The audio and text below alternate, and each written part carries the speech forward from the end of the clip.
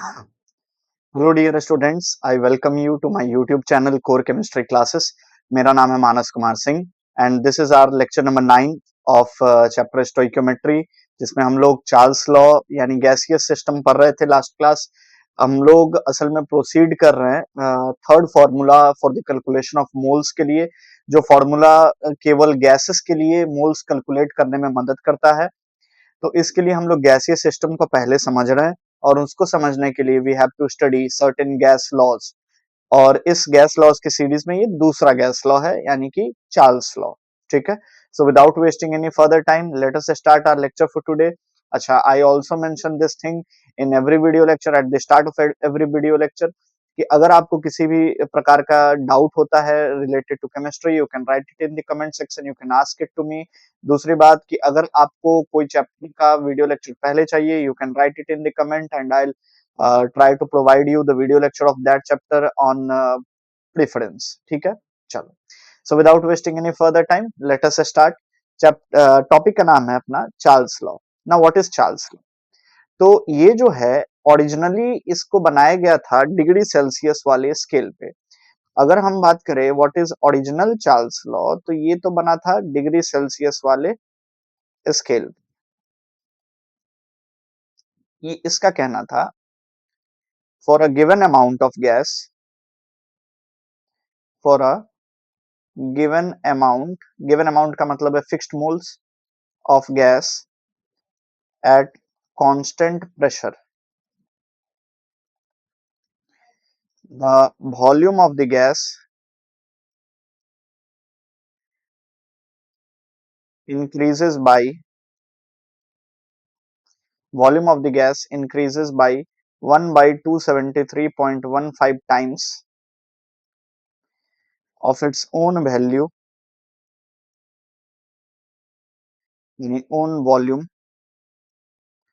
at 0 degree Celsius for every degree Celsius rise in temperature। इसका मतलब क्या हुआ, इसको अच्छे से समझ। ये है ओरिजिनल चार्ल्स लॉ। लॉ के हिसाब से अगर हम लोग चलें तो इसका कहने का ये मतलब हुआ कि अगर किसी गैस का टेम्परेचर 0 डिग्री सेल्सियस पे वॉल्यूम है गैस का V0, ठीक है, और इसके टेम्परेचर को हम 1 डिग्री सेल्सियस कर देते हैं, तो इसका जो वॉल्यूम होगा वो V0 प्लस V0 बाई 273.15, यानी इतना टाइम्स बढ़ जाएगा। अगर इसी को मान लेते हैं हम 2 डिग्री सेल्सियस कर देते हैं, तो फाइनल वॉल्यूम कितना हो जाएगा, तो V0 plus V0 by 273.15 into 2। इसी को अगर 3 डिग्री सेल्सियस कर दिया जाए तो plus V0 plus V0 by 273.15 into 3।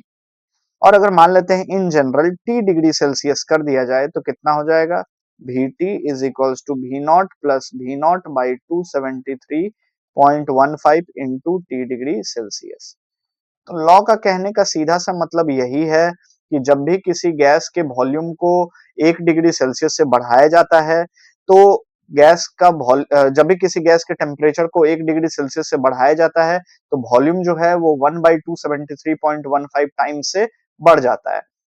और ये 1 बाई 273.15 टाइम्स किसका, तो उस गैस के खुद के वॉल्यूम का जो 0 डिग्री सेल्सियस पे होगा। जैसे मैं इसे एक एग्जांपल से समझाऊं आपको, कि मान लेते हैं कोई गैस 40 डिग्री सेल्सियस पे V1 वॉल्यूम होल्ड करता है, 0 डिग्री सेल्सियस पे V0 वॉल्यूम होल्ड करता है, और 41 पे कितना होगा, V2 की वैल्यू क्या होगी, तो V2 की वैल्यू होगी V2 will be V1 plus V0 by 273.15 into 1। क्योंकि 1 डिग्री सेल्सियस चूंकि टेम्परेचर बढ़ा है, तो V1 में कितना ऐड होगा, तो इतना ऐड होगा, यानी कितना वॉल्यूम बढ़ेगा, तो प्रीवियस वॉल्यूम का 1 बाई 273 टाइम्स नहीं, 0 डिग्री सेल्सियस पे जितना वॉल्यूम है उसका 1 बाई 273 टाइम्स। ठीक है, तो ये बात को समझ लें, दिस वाज चार्ल्स। अब इस बेसिस पे अगर हम लोग चाहें तो we can plot a graph as well, एक ग्राफ भी प्लॉट किया जा सकता है। ये ग्राफ कुछ ऐसा, जस्ट अ सेकंड, ये मान लेते हैं कि अगर इधर हम वॉल्यूम Vt रखते हैं, इधर टेम्परेचर T डिग्री सेल्सियस में रखते हैं, तो हम लोग लिख सकते हैं कि Vt is equals to V0 plus V naught by 273.15 times into T degree Celsius. अगर आप देखिए तो ये y एक्सिस पे है, अगर आप देखिए तो ये x एक्सिस पे है, तो ये क्या होगा, ये स्लोप होगा, और ये जो है ये इंटरसेप्ट हो जाएगा, यानी ग्राफ कुछ इस तरीके का बनेगा। कहां से चालू होगा, तो ये चालू होगा बेसिकली v नॉट से, और v नॉट से चालू होगा, और इसका स्लोप का वैल्यू क्या होगा, तो स्लोप हो जाएगा v नॉट बाई 273.15 टाइम्स, और ये कहाँ आकर के जीरो होगा, तो ये अगर हमको vt की वैल्यू जीरो करनी है, अगर vt जीरो हो जाए, तो सपोज कि vt अगर जीरो हो जाता है, ये जीरो हो जाता है, तो हम लोग लिख सकते हैं कि minus V naught is equals to V naught by 273.15 into T degree Celsius. तो ये कैंसिल हो जाएगा, तो टी डिग्री सेल्सियस हो जाएगा -273.15 टाइम्स। तो ये कितना पे, -273.15 डिग्री सेल्सियस। अच्छा, इसे ही जीरो केल्विन भी कहते हैं, -273.15 डिग्री सेल्सियस को ही जीरो केल्विन भी कहा जाता है। ठीक है, so with that said let us move on ahead, आगे बढ़ेंगे अब हम लोग। इसके बाद हम लोग बात करते हैं कि यही चार्ल्स लॉ जो कि डिग्री सेल्सियस स्केल पे ओरिजिनली फॉर्म किया गया था, later it was changed on to Kelvin scale, यानी अब इसे बदल करके केल्विन स्केल पे लाया गया। द रीजन बीइंग कि केल्विन वाला जो ये स्केल है, this kelvin scale is basically absolute scale, और एब्सोल्यूट स्केल से मेरा मतलब है कि ये जो है एसआई यूनिट होता है टेम्परेचर का। तो अब देखिए आपकी जीरो डिग्री, अब डिग्री सेल्सियस से इसे लाना था किसमें, केल्विन स्केल में, तो हम लोग ऐसे इक्वेशन को लिखते हैं, Vt is equals to V naught plus V naught by 273.15 into T degree Celsius. Done है एकदम।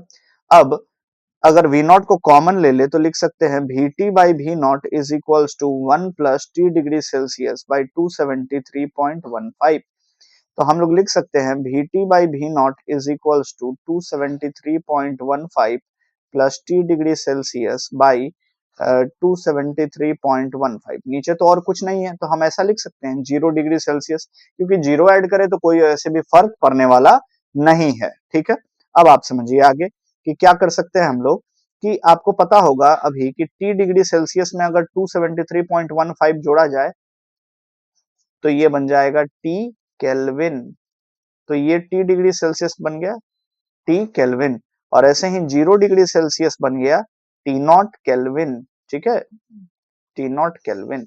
तो ये लिखा जा सकता है Vt upon V naught is equals to T upon T naught. ये दोनों ही टेम्परेचर कौन से यूनिट में है, तो both are in terms of Kelvin. अब इससे ये साबित हुआ कि अगर हम Vt बाई टी करें और V not by T not करें तो ये दोनों बातें इक्वल आती है।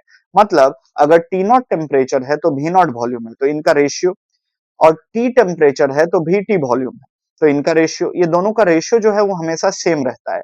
इससे एक बात समझ में आता है कि किसी भी गैस के लिए जो उसका वॉल्यूम अपॉन टेम्परेचर का ये जो रेशियो है, ये क्या रहता है, ये सेम रहता है। सेम रहने का मतलब है कि ये कांस्टेंट रहता है। हाँ, लेकिन ये चार्ल्स लॉ एप्लीकेबल कब है, ये चार्ल्स लॉ एप्लीकेबल है जब आप गिवन अमाउंट ऑफ गैस की बात कर रहे हैं और कांस्टेंट प्रेशर की बात कर रहे हैं। जब भी हम लोग गिवन अमाउंट बोलते हैं तो मोल्स ऑटोमेटिकली कांस्टेंट हो जाते हैं, कांस्टेंट प्रेशर की बात करते हैं तो पी इज कांस्टेंट। ठीक है, तो अब यहां समझा जाए कि V अपॉन टी का जो ये रेशियो है ये हमेशा सेम ही आता है, यानी कांस्टेंट ही आता है किसी पर्टिकुलर गैस के लिए, फॉर अ पर्टिकुलर गैस। तो इससे एक बात सीखने को मिला कि अगर कोई गैस है, अगर कोई कंटेनर है, मान लेते हैं अगर कोई कंटेनर है, ठीक है, ये कंटेनर है, पिस्टन वाला कंटेनर, पिस्टन वाले कंटेनर के अंदर मान लेते हैं कि कोई गैस है, गैस का वॉल्यूम है V1, टेम्परेचर है T1, प्रेशर है P, नंबर ऑफ मोल्स है N। ठीक है, अब हम लोग ऐसा करें कि इस कंटेनर के नीचे आग लगा दें। क्या करें, इसके नीचे आग लगा दें। अब जैसे इसके नीचे आग लगाएंगे तो क्या होगा कि गैस मॉलिक्यूल्स का काइनेटिक एनर्जी बढ़ेगा, मतलब उसका टेम्परेचर बढ़ेगा। तो टेम्परेचर बढ़ेगा तो अब काइनेटिक एनर्जी बढ़ा तो वो ज्यादा तेजी में रैंडम मोशन इधर से उधर करेंगे, मतलब ज्यादा जोर से टकराएंगे किसके साथ, तो कंटेनर के वॉल के साथ। यानी प्रेशर जो वो दीवार पर लगा रहे हैं वो pressure will gradually start to increase. तो प्रेशर क्या होगा, बढ़ जाएगा। प्रेशर जब बढ़ने लगेगा तो वो पिस्टन को ढकेलेगा ऊपर की ओर, पिस्टन को कहां क्या करेगा, ऊपर की ओर ढकेलेगा। ठीक है, तो ये क्या हो गया, पिस्टन जो हो गया ये ऊपर की ओर ढकेला आ गया, मतलब इसे ढकेल दिया गया ऊपर की ओर, पुश्ड अपवर्ड। तो इसका टेम्परेचर T2 है जो पहले के मुकाबले ज्यादा है, और वॉल्यूम V2 है जो पहले के मुकाबले ज्यादा। प्रेशर अभी भी उतना ही है, मोल्स अभी भी उतने ही हैं, ना मोल्स लीक किया ना हम एक्स्ट्रा ऐड किए हैं। प्रेशर भी सेम है, क्यों, क्योंकि अगर हम बात करते हैं कि ज्यादा जोर से टकराने लग गया, नीचे से हीट कर रहे हैं तो गैसेस का काइनेटिक एनर्जी बढ़ा, मतलब टेम्परेचर बढ़ा, तो ज्यादा जोर से कंटेनर के वॉल के साथ टकरा रहे होंगे तो प्रेशर बढ़ रहा होगा। लेकिन हमने पिस्टन को मूवेबल रखा है, मतलब आजाद रखे कि अरे भाई प्रेशर बढ़ रहा है, ठीक है तो ढकेल दो इसको, तो ढकेल दिया, तो पिस्टन मूव्स अपवर्ड, तो वॉल्यूम फिर से बढ़ गया। बॉयल्स लॉ में हमने पढ़ रखा है कि अगर वॉल्यूम बढ़ जाता है तो प्रेशर फिर से घट जाता है ना। Volume increases pressure decreases, inverse relationship. तो वॉल्यूम बढ़ा तो प्रेशर फिर से घट के उतना ही हो गया, यानी पूरे प्रोसेस के दौरान प्रेशर इज कांस्टेंट। और ऐसे कंडीशन को we call this condition as isobaric condition. क्या बुलाते हैं, isobaric process. This is called isobaric process. Clear एकदम, done. I hope this must be clear to all of you. अब यहां से आगे समझा जाए, तो इससे हम लोग ये समझ रहे हैं कि भाई v बाई टी तो कांस्टेंट होता है, तो v1 बाई t1 भी कांस्टेंट होगा। सिमिलरली v2 बाई t2 भी कांस्टेंट होगा। अगर दोनों कांस्टेंट के बराबर होंगे तो दोनों फिर एक दूसरे के बराबर होंगे। v1 by t1 should be equal to v2 upon t2। Clear है एकदम। तो this is called Charles law, लेकिन ये किस में होना चाहिए, it should be in terms of Kelvin. ये किस में होना चाहिए, ये केल्विन में होना चाहिए। डन। चलिए अब आगे बढ़ेंगे। चार्ल्स लॉ के एक आध क्वेश्चन ले लिए जाए। जैसे सबसे पहला अगर हम बोलते हैं if a gas is heated at constant pressure from 27 degrees Celsius to 227 degrees Celsius, find the percentage increase in its volume। अब ये सवाल, अब इसे सॉल्व करने का आप लोग भी एक बार ट्राई करिए, और आप वीडियो को पॉज करके और ट्राई कर सकते हैं। ठीक है, now I am trying to solve it. देखा जाए, T1 टेम्परेचर जो है इसे याद से केल्विन में बदलना होगा, यानी 27 डिग्री सेल्सियस को अगर हम लोग केल्विन में बदलेंगे तो कितना चला जाएगा, ये हो जाएगा 300 केल्विन। और अगर 227 को बदलेंगे तो ये चला जाएगा 500 केल्विन। 273 ऐड करना होगा 227 में। तो अगर टेम्परेचर इतना से इतना चेंज हुआ, ठीक है, तो वॉल्यूम पहले अगर V1 था तो बाद का वॉल्यूम V2 कितना, तो हम लोग लिख सकते हैं V1 upon T1 is equals to V2 upon T2। Let us suppose कि V1 अपॉन 300 लिखते हैं, ये हम लोग गलती से भी टेम्परेचर को डिग्री सेल्सियस में यूज नहीं कर लेना है। एक बड़ा ही कॉमन मिस्टेक हम देखते हैं स्टूडेंट्स करते हैं कि टेम्परेचर को दे टेक इन डिग्री सेल्सियस इसकी। ठीक है, चलिए आगे बढ़ते हैं। तो V1 upon 300 is equals to V2, V2 है निकालना है, अपॉन 500। तो हम लोग ये बोल सकते हैं कि देयरफॉर ये जो V2 है वो 5/3 V1 के बराबर है। तो देयरफॉर चेंज इन वॉल्यूम कितने का होगा, तो 2/3 V1 का होगा। यानी अगर इसे परसेंटेज में दिखाया जाए तो delta V by V1 into 100, यानी कि 2/3 V1 by V1 into 100, this would come approximately as 66.66%। I hope this must be clear to all of you. ये बात आपको समझ में आई होगी, ये सवाल आपको समझ में आया। चलिए जी अब आगे बढ़ा जाए। एक क्वेश्चन हम लोग और ले लेते हैं, एक क्वेश्चन और ले लेते हैं। Let us take another question like this. Gas is compressed from 5 liter to 2 liter if its initial pressure was 5 atm, temperature was 300 kelvin, find its final pressure if its final temperature is 500 kelvin. अब ये सवाल, अब यहां पर मैं आप देखिए कि पहले अगर इनिशियल वॉल्यूम की बात की जाए तो वो था 5 लीटर, फाइनल वॉल्यूम है 2 लीटर।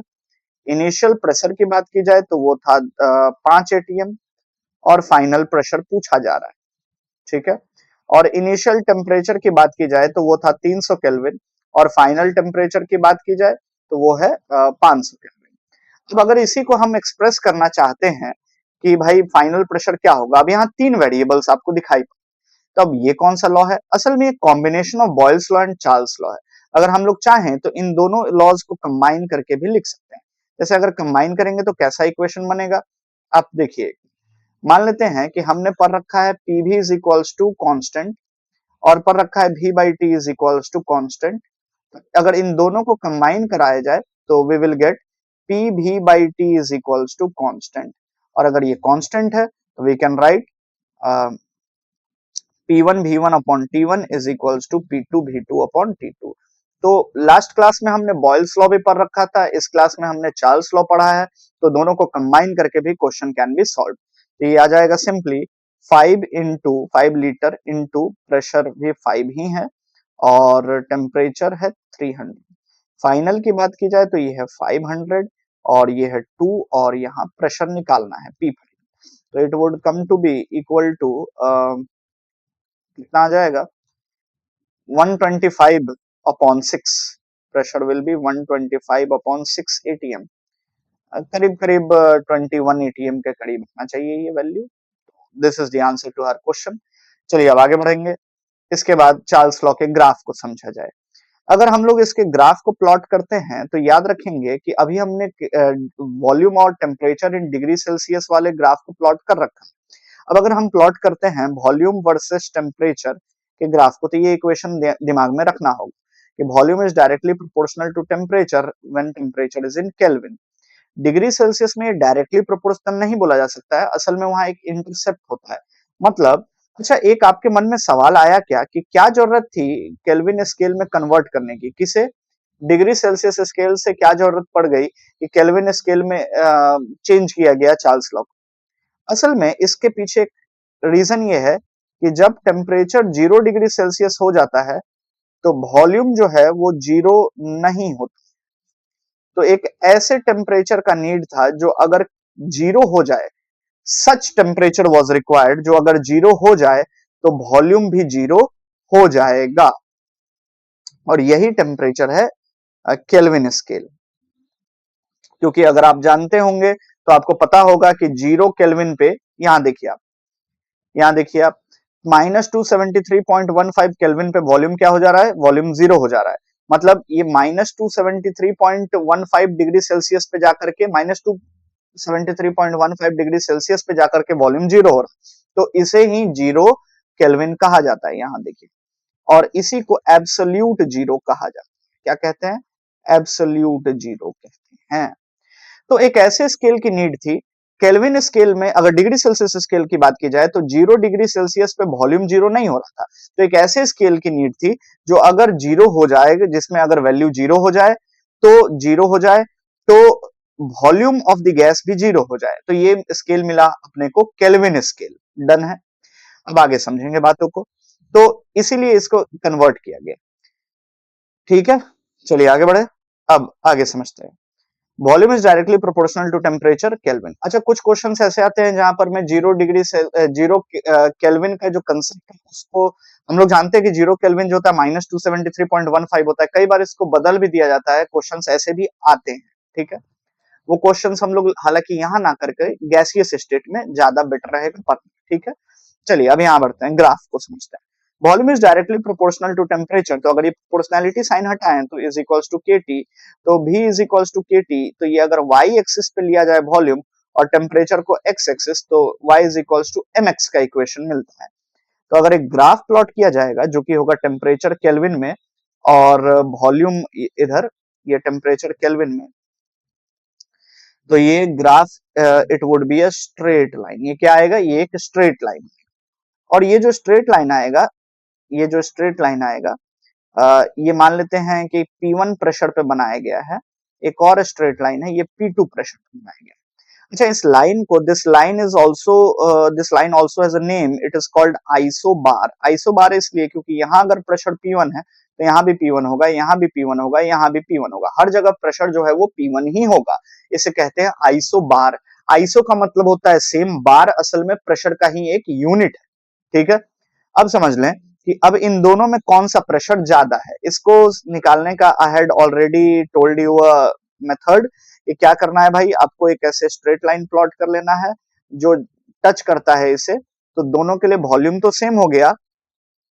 अब देखना है P1 के कॉरस्पॉन्डिंग टेम्परेचर है T1, P2 के कॉरस्पॉन्डिंग टेम्परेचर है T2।